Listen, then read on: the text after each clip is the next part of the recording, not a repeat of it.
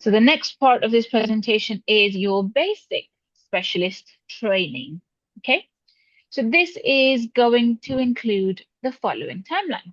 Please get your pens and papers out and write down these dates. So I know I am a bit late to this webinar. I wanted to do this a lot earlier before the applications open so that you could get your stuff ready. But it's okay, it's still not late. The applications are still open.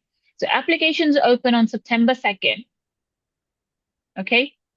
And then you have your support webinar. So all specialty trainings, basic, advanced, GP, all of them have their support webinars to explain the process of what's going to happen. What are the dates? What are the websites? What's the application process? If they have changed anything from last year, all of that information is in the support webinar and they are marketed on their websites. Okay. So if it's a GP one, you will see that. If it's the BST support webinar happened on the September 10th was on their website, and now it's going to happen again on the 22nd.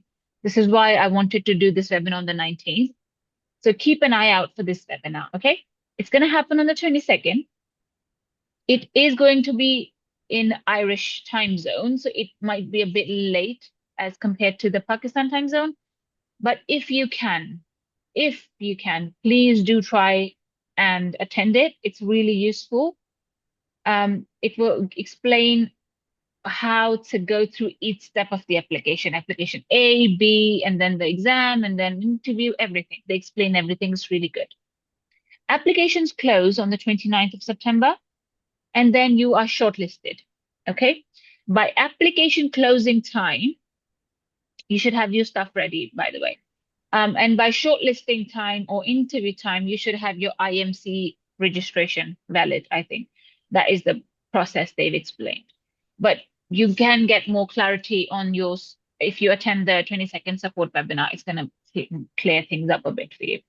So shortlisting is on November 7th. That is when they tell you if you will be invited for the interview and what's the location. And if you have the interview shortlisted, you have enough time. If you see, so November to January, you have enough time to apply for your Ireland visa, which is going to be a visit visa, and then go there to give the interview. Okay, they give you this time, don't worry. Core entry requirements. So you should have internship completed by the program start date, IMC registration. So documentation proving eligibility for IMC registration. You should have your proof of English competency and work eligibility. Must be eligible to work in Ireland at application time. Okay, that is important.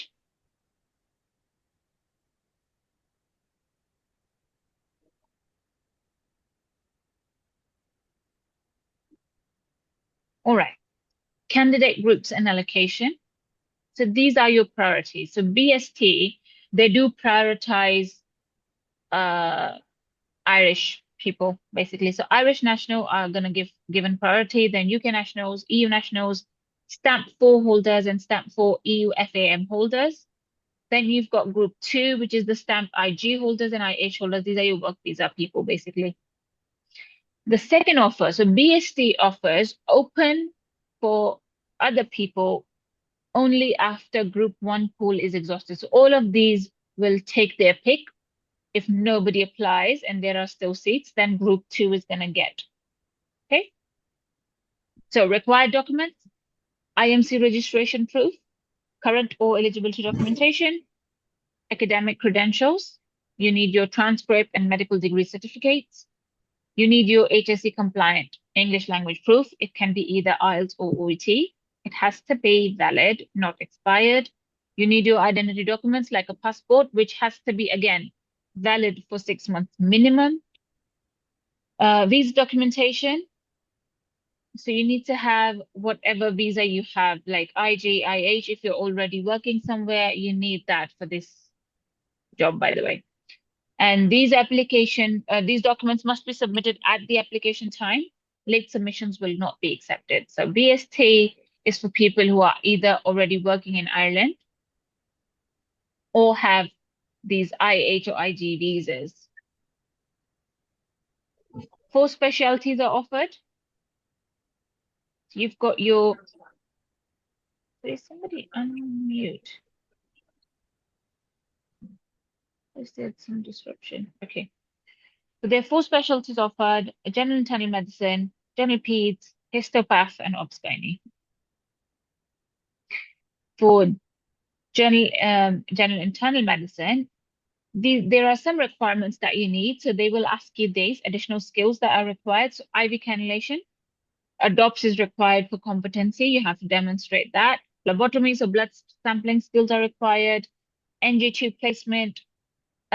Keep in mind, since the interview is face-to-face, they can ask you to demonstrate these competencies, okay? So if you have a DOP signed and never in your life have you put in a cannula with proper aseptic techniques and you demonstrate something visibly similar to an IV cannulation in your interview, they will fail you because this is something that is required, by the way. So please learn the international aseptic techniques for these things. Don't just follow what we do here. So qualification and clinical experience, they have a shortlisting criteria. So 60 points are available in total. And the MRCPI is worth 20 points if you have done it completely, MRCP, Ireland. And then you've got PhD and fellowship, which is worth 10 points. Okay. Then you have your recent internship completion and progression to registrar or SHO level is also going to be valued if you have that experience. These are your scoring, interview scoring. So 34 for clinical acumen. Maximum is for clinical question. Then you've got 20 about research, 16 on communication, and then 50 is the minimum score. So like you were saying, we have publications, we have research. Yes, you will have publications and you will have researches on your CV. If you haven't done those researches yourself, you don't understand the world of research. You don't understand what a forest plot is. You don't understand what confidence interval is. You don't understand what p-value is. You don't understand the accuracy of the study. You don't understand what journal it was published in, what's the grading of that journal, okay? So in the interview, when they ask you about research, publications, and qualifications, and you give a very vague answer, oh, I did this, and they can pick out if you've done research or not. So they're not, stupid. And so you have to be careful, okay? This is how they're scoring these interviews. And this is a general internal medicine interview scoring, right? These are the same people who will be interviewing for non-training jobs as well. It's the same people that sit and interview, by the way. So they follow the same structure, even if they don't say it on their website, that this is how you're supposed to give an interview, because it's a non-training job, nobody cares. But these people take training interviews all their life, all right? They've been doing it for good 15 years. Now, when you ask them to take a non-training person's interview, be 100% sure they're going to take that interview the same way. This is what's in their head. This is what they're looking at. So this is why you should be very careful when you appear in an interview. You really need to be prepared and well-versed in whatever is on your CV. And try not to lie, please, on your CVs. It can be very detrimental. PEDS interview structure, again, clinical acumen is going to be 16 points, so 32% of your interview is clinical acumen, and then you've got 16 for professionalism, so it's equal. Academic achievements is 16%, and then suitability. Why do you want to be in pediatrics? Is going to be 20%. You have your Centile scoring system. So general internal medicine, top 10% is going to be a 5 marks. So if you have good score in your MBBS, basically. If you had distinctions, they will give you marks for that. But you do need official university documentation, not your university positions. Okay, it has to be like a proper, for example, if you did your MBBS from UHS, you need a position in UHS and their letterhead stating that you got a position for that distinction or whatever to have these kind of marks. General PEDS also has marks, so you can do this. research publication. So MRCPI completion is going to get you 5 marks. This is the highest single qualification score that you can get. If you have done a PhD, you can get 4 marks. International journal, if you have published in a international journal as a first author, and you have to give them a DOI or a link, then you get 3 marks. And if you have given any international presentations, not local, please, 1 to 2 marks are given. Oral presentation gets you 2 marks, and a poster gets you 1 mark. Then is histopath. I'm going to skip histopathology quickly because I doubt anybody is interested in this one. But again, it's the same kind of thing with the histopath interview. Then you've got your gynae shortlisting. Again, they've got employment, academic, and overall suitability. Please remember your internship should be recent, within 2 years worth. So these are your dates, okay? Interview dates by specialty have already been marketed as well. So you have your histopath interviews coming up in January 15, 16. General peds, if you are applying, is going to be 16 and 19. General internal medicine is going to be from 20th to 22, and then again 27th to 29. And then you've got obs gynae on the 23rd. Okay, so this is something that I didn't know before. And for this cohort, this is what's happening. All interviews conducted online, specific times released November 14. Okay. Now, previously, many of your BST ones were conducted in person. This is a new thing that they've now mentioned. Now, the thing is, somebody from the Irish Council said this can change. Okay, so I'm not sure what will happen, but it hasn't changed so far. Till last night, I checked their website. They said that this hasn't changed so far. So please remember, if you apply to this criteria, these interviews, the ones that I'm mentioning here, are going to be conducted online.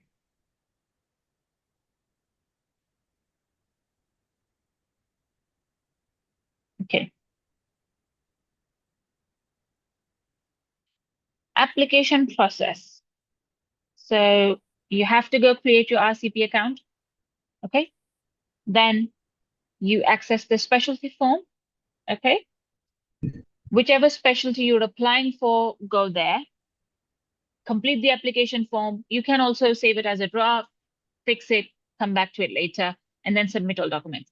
Whatever you write on your application form, please try not to lie or give information that you cannot have proof for. Okay, be very careful. They are very strict about this process. Flexible training is something that I really enjoy with the Ireland national system. So they have this thing where they accommodate people with like little kids, mat leave kind of thing. So this is something you can apply for if you are in a situation where you think you need flexible training. That will increase your years of training, but it's still an option. You have job sharing, leave of absence, and then post reassignment. So all of these are options there if once you get selected. So these are something you can read up on later. They have their trainee support services. These are all options available as support for all IMGs there or even trainees there. So their training system has these things. And these are offered for like all international trainings. Financial support is also available for courses, exams, and examination refunds. So you have all these help basically available in many forms. Now, if you're ready to apply, review your requirements, ensure you meet all entry criteria for your chosen specialty, gather all your documents, and submit application by 29th, which is the deadline. Okay? All right. Before we go into higher specialty training, any questions? I'm just going to quickly have a look at the chat box to see.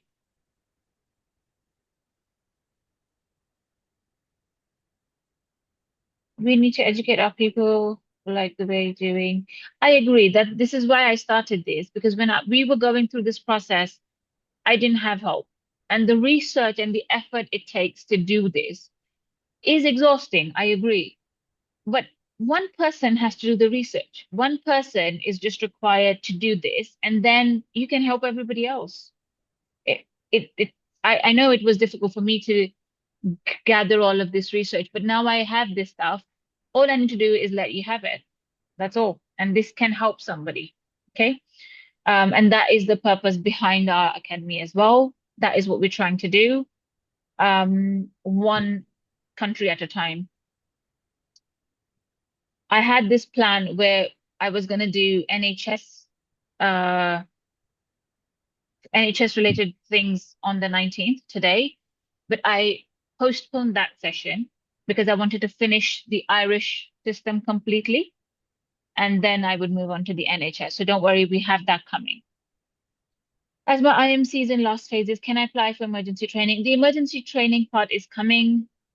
Show patience, please. I am trying my best here. We are going in an order. Okay. So we've got GPs so out of the way. We've got the basic. Now we're gonna do higher specialty, and then I'm gonna cover EM. Okay. All right.